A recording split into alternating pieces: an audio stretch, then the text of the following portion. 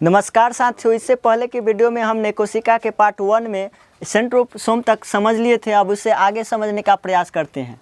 अंतःपरदवाई जालिका तो endoplasmic reticulum, इसका खोजकर्ता जो यानी खोज किए थे 1953 में कैथ फोर्ट ने किया था। और यह जो होता है राइबोस अंतःपरदवाई दो प्रकार के यानी एंडोप्लाज्मिक रेटिकुलम कितने प्रकार के? दो प्रकार के होते हैं, जो एक खुरदरी अंतःपरदवाई का और एक होता है स्मूथ यानी कि चिकनी अंतःपरदवाई जालिका।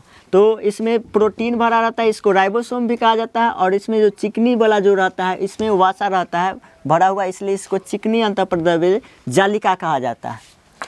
देखिए, स्मूथ एंडोप्लाज्मिक रेटिकुलम यानी ER यह आंतरिक कंकाल का काम करता है, क्योंकि हम सब जानते हैं कि हमारा जो कोशिका है, जैसे वैक्यूल्स हो गया, सेंट्रोसोम हो गया, माइटोकॉन्ड्रिया हो गया, लाइसोसोम हो गया, यह सारा के सारा जो है अगर एक ही कोशिका में रहता, जिस प्रकार से अगर एक बैग है और उस बैग में अगर किताब रखते हैं और दौड़ेंगे तो वह सारा के सारा कोशिका क्या होगा? उलट छुलक करेगा। ठीक है, तो इससे उसी प्रकार हमारा जो कोशिका है उसमें एक पिलर यानी कि बीम दिया गया है, जिससे कि कोशिका इधर उधर ना करे। अगर भूलों से अगर लाइसोसोम अगर भड़क गया तो पूरा कोशिका को भड़का देगा।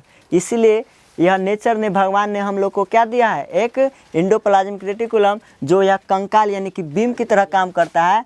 ठीक है, तो पूछेगा कि कंकाल यानी कि आंतरिक कंकाल का काम कौन करता है? तो एंडोप्लाज्मिक रेटिकुलम करता है, या आंतरिक सहायता प्रदान करता है। चलिए, अब जो दो प्रकार के होता है एंडोप्लाज्मिक रेटिकुलम, एक वसा और इस साइड जो रहता है राइबोसोम। तो रॉफ एंडोप्लाज्मिक रेटिकुलम, इसमें क्या रहता है? प्रोटीन यानी कि प्रोटीन का निर्माण करता है। अगला है नेक्स्ट, अब देखते हैं कोशिकांग राइबोसोम। तो राइबोसोम का खोज ई प्लाडे ने 1953 में किया था। कोई किताब में 1955 देता है, तो याद कर लीजिएगा यह भी डेट। इसका नामकरण रिचर्ड बी रॉब्स 1958 में दिया था। राइबोसोम का काम है प्रोटीन का निर्माण करना। ठीक है, इसीलिए राइबोसोम के प्रोटीन को, कोशिका का प्रोटीन की फैक्ट्री राइबोसोम को कहा जाता है। राइबोसोम दो प्रकार के होता है, एक होता है सेडिमेंशियल और एक होता है कॉसिफिशिएंट, यानी कि 70 प्रकार के राइबोसोम और 80 प्रकार के राइबोसोम। तो छोटा प्रोकैरियोटिक में जो होता है वह 70 प्रकार के राइबोसोम पाया जाता है, और 80 प्रकार के जो बड़ा होता है यह यूकैरियोटिक यानी कि बहुकोशिकीय में पाया जाता है, और एक कोशिकीय में क्या पाया जाता है? तो 80 प्रकार के। अब यहाँ पर हम बात करते हैं कि स्तनधारियों के शरीर में स्तनधारियों के शरीर के RBC में राइबोसोम और एंडोप्लाज्मिक रेटिकुलम नहीं पाया जाता है। यह एग्जाम में पूछ देता है। चलिए, आप इसका एक स्क्रीनशॉट ले लीजिए। अब नेक्स्ट कोशिकांग के देखते हैं। लाइसोसोम का खोज क्रिश्चियन डी डुबे ने किया था। यह एक जल अपघटक एंजाइम छोड़ता है। जल अपघटक एंजाइम जो है, अगर मान लीजिए विषाणु या जीवाणु, कोई भी शक्तिशाली विषाणु अगर हमारे कोशिका में यानी कि शरीर में प्रवेश करता है, तो यह क्या करता है कि अगर शक्तिशाली रहता है तो बेचारा अपने या तो क्या करता है? फट जाता है, न कहता है तोड़ा रहे देबो न हम। और यह क्या होता है? फट कर एक एंजाइम छोड़ता है, जिसको जल अपघटक एंजाइम छोड़ता है, और इससे क्या होता है? वह जीवाणु और विषाणु भी मर जाता है। ठीक है, तो यह पूछेगा कि जल अपघटक एंजाइम कौन छोड़ता है? तो लाइसोसोम। कोशिका का यह पाचन भी तंत्र कहा जाता है इसको, इसीलिए यह आत्महत्या की इसे थैली कहा जाता है, क्योंकि यह क्या करता है? यह खुद ही अपने फाड़ लेता है। यह RBC में लाइसोसोम नहीं होता है, यह इसीलिए यह एस्पिरिन या तिल्ली में जाता है, और इसीलिए RBC का कब्रिस्तान पूछेगा कि RBC का कब्रिस्तान किसे कहा जाता है? तो एस्पिरिन या तिल्ली को। अगर अगला कोशिकांग है हमारा केंद्रक का खोज यानी कि न्यूक्लियस का खोज रॉबर्ट ब्राउन ने किया था।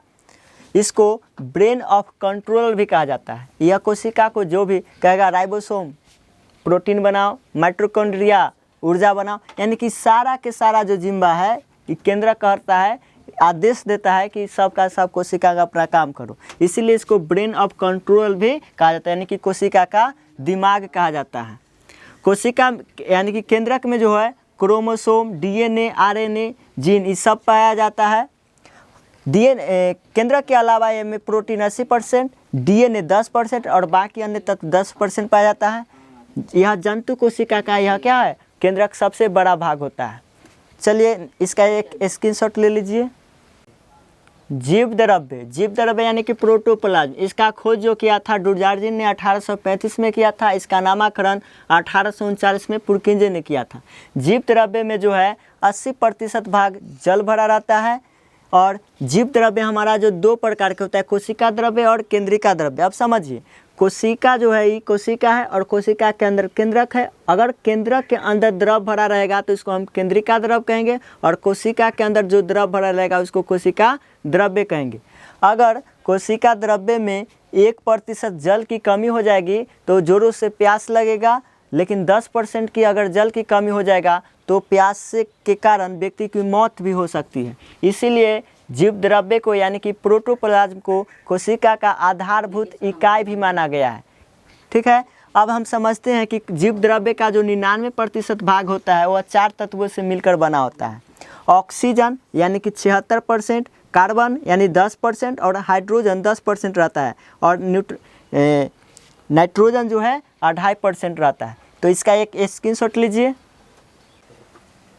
चलिए, लवक यह पादप कोशिका का सबसे बड़ा भाग होता है, जिसको इंग्लिश में हम प्लास्टिड कहते हैं। यह सेल जो होता है ओनली प्लांट कोशिका में पाया जाता है। यह सबसे बड़ा कोशिका होता है पादप का। यह 3 प्रकार के होता है, एक में हमारा क्लोरोप्लास्ट, 2 में ल्यूकोप्लास्ट और तीसरा है क्रोमोप्लास्ट यानी हरित लवक, अवर्णिक लवक और वर्णित लवक। हरित लवक जो होता है क्लोरोफिल में पाया जाता है, और क्लोरोफिल के कारण पेड़ पौधा का रंग जो होता है हरा होता है। क्लोरोफिल में जो होता है तत्व पाया जाता है जिसको हम मैग्नीशियम कहते हैं, और इन्हीं पत्ती के माध्यम से जो पौधा अपना भोजन बनाता है। तो पूछ देता है कि रसोई घर यानी कि पौधे का रसोई घर किसको कहा जाता है? पत्ती को। अगर पत्ती नहीं देता है तो स्टोमाटा या इसी को हम रद्द कहते हैं। चलिए, ल्यूकोप्लास्ट के बारे में समझते हैं कि अवर्णिक लवक, नाम ही है अवर्णिक लवक, यानी कि यह जड़ या मूल रूम में होता है जो भोजन को संग्रह करने का काम करता है, लेकिन यह रंगहीन होता है, इसका कोई रंग नहीं होता है। आगे बात करते हैं क्रोमोप्लास्ट की। तो क्रोमोप्लास्ट जो होता है वर्णिक लवक, यह रंग प्रदान करने का काम करता है। जैसे कैरोटीन पूछेगा कि गाजर का रंग लाल क्यों होता है, तो कैरोटीन के कारण। टमाटर का रंग लाल क्यों होता है, तो विटामिन के कारण। और जेंथोफिल यानी कि यह पीला क्यों होता है, तो यह फल पीला क्यों होता है, तो जेंथोफिल के कारण। अब इसका कार्य समझते हैं वर्णिक लवक का। इसका कार्य है कि पुष्प में उपस्थित वर्णिक लवक जो कीटों को क्या करता है? आकर्षित करता है। रंगीन बीज तथा फल विभिन्न प्राणियों को भी आकर्षित करता है। जैसे अगर मान लीजिए कि फूल ही है तो सिर्फ मधुमक्खी थोड़ी आकर्षित होता है, मानव भी आकर्षित फूल को देखकर हो सकता है। तो विभिन्न प्रकार के प्राणियों को भी यह क्या है? वर्णिक लवक जो आकर्षित करता है। तो इस वीडियो में इतना ही। मिलते हैं नेक्स्ट वीडियो में, क्योंकि यह कोशिका चैप्टर बहुत ही बड़ा है, और यह कोशिका चैप्टर को हमें लगता है कि और भी 2-3 वीडियो बनेगा। तो इस वीडियो में इतना ही। धन्यवाद। जय हिंद।